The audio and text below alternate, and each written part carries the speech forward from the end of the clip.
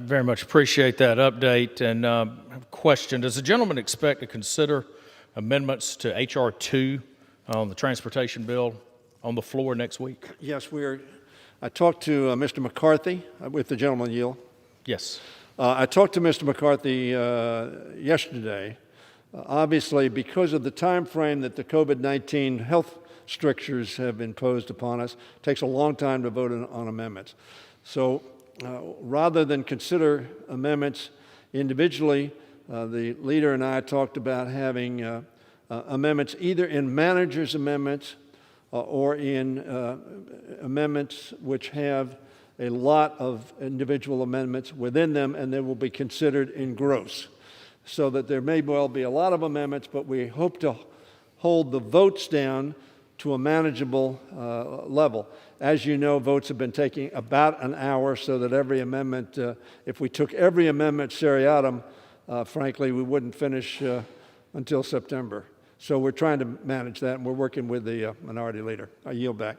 Thank you. Well, I'm happy to hear that, but it seems kind of odd that this week, when we were considering the police reform bill, there were no amendment considerations. And I believe the majority leader, Madam Speaker, said on the floor that we have constraints on amendments because of the coronavirus. So I asked if there were amendment constraints this week. Do those same constraints exist next week? No, it turns out that we consider the bill in the House the same way the minority leader wanted to consider the majority leader of the Senate wanted to consider the Scott bill or the Republican policing bill. So both houses wanted to consider them apparently in the same way. Well, I certainly appreciate that, but I was a little disappointed this week in the fact that I thought we had a chance to make the bill better, the police reform bill. It was a genuine effort on both sides of the aisle to have this discussion. But once again, the Republican voice was left out. And there were really some really good amendments and ideas from our side that simply did not gain consideration on the floor, and they should have.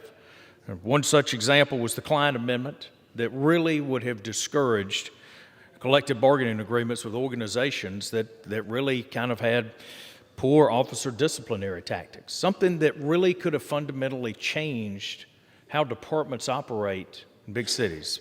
But anyway, it's a disappointment. Hate that we did not get to do that. Will the gentleman yield? For just a minute, yes. Thank you. We are hopeful that the Senate will pass a bill.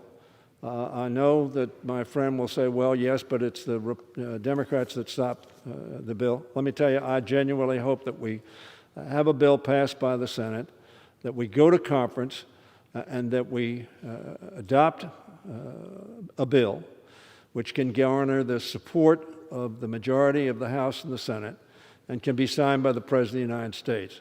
As I said on the floor when we considered the bill, Karen Bass and the Congressional Black Caucus and those of us who strongly supported the bill, we don't want to send a message, we want to make a difference. And to the extent that making a difference requires us to have agreement between the two parties, I'm hopeful we will get to that objective. Well, claiming my time, those words are fine now, but when we talk about having agreement and talk about having those discussions, Madam Speaker, clearly the committee and this body should be considering it as an entire body. The opportunity for us to consider those amendments here on the floor of the House is really important. But we understand that the minority in the Senate blocked a debate and continuation of Mr. Scott's bill, Senator Scott's bill, which was quite candidly an excellent piece of legislation. And if anyone has not seen his remarks on the Senate floor in his speech, I would highly encourage you to do it. But that was a disappointment. But then to hear the majority leader say that we're going to eliminate debate in this House simply to do it in conference, I think we deserve a better opportunity than that. But I understand. You're in the majority, and that's the way that y'all have chosen to do that. But hopefully we can get to that point where we can have those honest debates right here on the House floor. Will the gentleman yield? For just a minute. The gentleman will surely note that when his party was in power and was scheduling bills, you had the most closed rules of any Congress in the history of the Congress. I yield back. Seems to me that I voted on a lot more amendments last year than I have this year. Well, We probably did have more closed bills, but Last year we weren't we charged. seem to have a lot more legislative activity. We seem to be a lot more productive. But anyway, so, Mr. Speaker, another thing that is concerning to us is that we're disappointed about what's transpired in the House over the recent weeks. And, you know, for the first time in 230 years, members have elected to come to D.C. and represent their constituents, but they no longer need to do that. Instead, they can now turn their voting cards over to another member, including Speaker Pelosi or any other member, and have them vote in their place using this new proxy voting scheme. And one thing that I'm thankful for is that the covered period for this laid out by the Speaker comes to an end July the 4th, and we look forward to seeing all of the members come back to do their jobs. And since many states are fully reopened, and even here in D.C., Phase 2 reopening is in its place, and you can go to restaurants and gyms. Matter of fact, we can even now go to the house gym again. And most employees are returning to work. With that said, I'd like to confirm with the gentleman that he does not plan to extend the July 4th covered period and continue this absurd proxy voting scheme. First of all, of course, I reject emphatically the premise that this is absurd. As the gentleman knows, there were some 70 some weeks ago who cast their vote. There were 30 today. They cast their votes because they were concerned about their health or families to whom they would return health. And I think the gentleman probably has been reading as well and maybe listening to the extraordinary spike in cases that have been identified and the concern that the hospital beds will be overrun. We will end this when the medical community, not somebody who has no medical knowledge and very little command of the facts, tells us time to get together again. And when he told people to do that, they did get together, 10 of whom apparently work for the White House who've gotten infected, and frankly, spikes in Florida, in Texas, in Arizona, and yes, even in California, and some other states as well, including Arkansas. Now, I'm not sure exactly what the figures are in your state,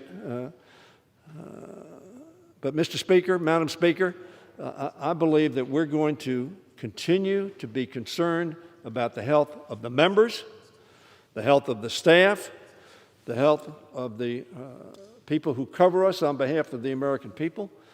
So I can't tell you whether it's going to end, because I can't tell you when the pandemic is going to end. I can't tell you when the spike in numbers of people who are getting sick or people who are dying are going to end.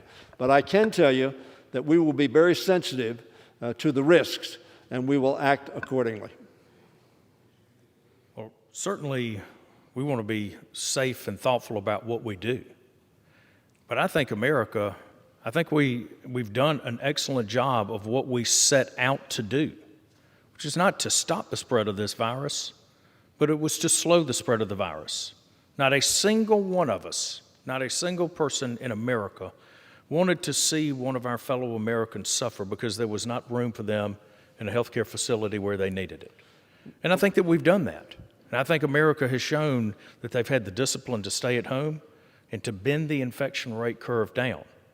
So surely there will be more Americans that contract COVID. But thank goodness that our healthcare system is strong enough and intact that we have the capacity to take care of the most vulnerable.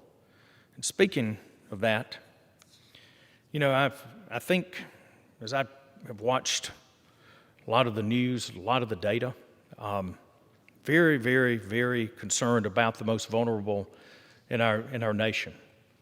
And I think one of the most horrific things that's happened seemed to be the blatant disregard for rules from CDC and CMS by some governors, where they returned COVID-positive patients to the nursing homes where they were able to infect the most vulnerable.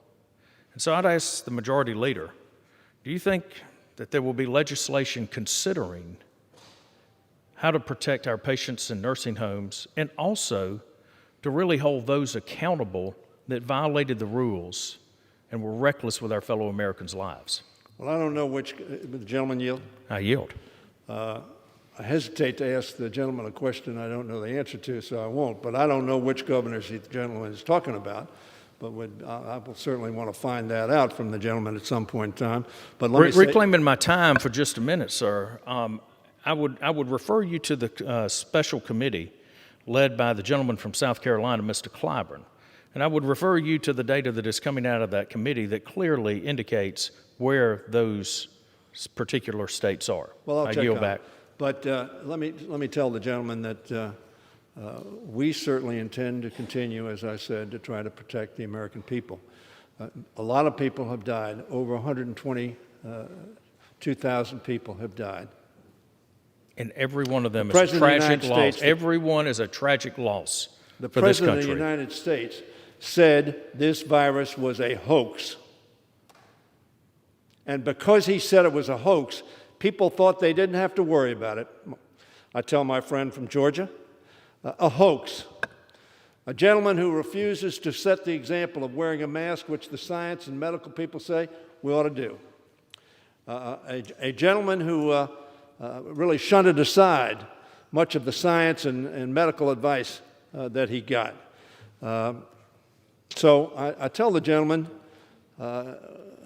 we hope that the President is as concerned as you have stated you are, and I know that I am, and I think all of our members are. But I will tell you that... Well, I am certainly, I'll reclaim some time, I am certainly glad to hear that my colleague from Maryland is truly committed to making sure that every single American stays as safe as they possibly can. And when those incidents occurred where rules were violated, regulations were disregarded, and there was, in fact, harm caused to our fellow Americans, boy, I tell you what, I'm glad to know that you're committed to getting to the bottom of that as well, because I believe that you're a man of honor and integrity, and I believe that your commitment to lead it to go into where the data and the facts are, I tell you what, I'm awfully glad to hear that. Gentleman yield. Briefly. I hope he has as high an expectation for the President of the United States as he has of others. Oh, not only is there an expectation, there's gratitude for the work that the President and the administration have done to get information out, to expand testing, to go out to make sure that the resources were delivered to our colleagues in the great state of New York. Resources there to build extra hospital beds that nursing home patients could have gone to, but unfortunately were sent back to their nursing homes. Yes, I'm grateful not only for his commitment to America, but I'm grateful for the fact that he has helped lead this country and will continue to lead this country back. So yes, we should all expect a lot of ourselves. We should be committed to the greatness of this country, as I know that we all are. And with that, Madam Speaker, I yield. I yield back.